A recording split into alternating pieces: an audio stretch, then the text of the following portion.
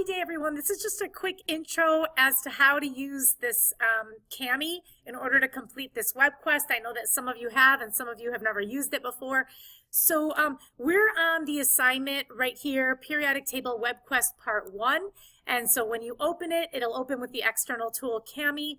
And so this is kind of cool. This first part is on coloring, and I know you might think that that's a little bit elementary, but honestly, coloring is so very helpful if you are thinking about, like, for example, okay, these are the alkali metals, and I'm coloring in the alkali metals, and it says group 1. So, for example, if it says group 1, I'm looking at this group right here, number 1, 2. So, like, over here, for example, it says transition metals are groups 3 through 10 and 12. So what you'll do is you'll find group 3, and that's going down here, 4, 5, 6, and so you can color all of those in the same color. Just make sure you don't use group 11 because that's a different color. And so what you'll do is you'll select a color, and you can even change your color palette. And so this, oh, I'm on text right now. So you can use text, you can use, you can do a drawing, and so you have different colors and you can change your color palette that way. So there are a whole bunch of different options. But when you go to, so drawing, I would use the drawing in this situation, or like a highlighter or something like that to be able to color this in.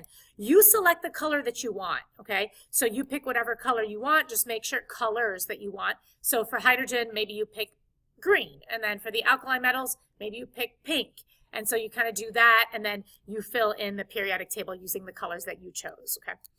For part 2, what you'll do is you'll click on the link here, and then once you click the link, then you can answer the questions. And so you'll want to click the text box so that you can actually write in here. And again, you can pick whatever color that you want. Please try to pick a color other than black so that it stands out to me of like what your answers actually are, okay?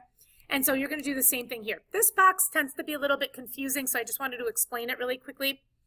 These boxes here, you're only using once, and you're going to fill them in either for a metal, a metalloid, or a non-metal, okay? So for example, if you know that a metal is lustrous and malleable, and you're like, ooh, and so, by the way, you're going to use this, link here to be able to help you to figure out what goes where, okay?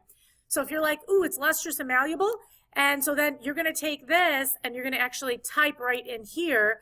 So you can just, you know, again, you can select a different color, maybe green or whatever it is. And so you would type that this is lustrous and malleable or whatever it is that you're typing in there. Okay, that would be the correct answer.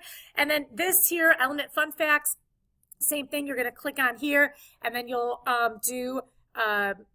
click on any element of your choice from the categories, and then you'll write a couple of fun facts about them. So pick a metal, pick another metal, pick a metalloid, pick a non-metal, and then you will, it submits actually, I believe, I don't think, you may need to click save. So there is like a save button up here.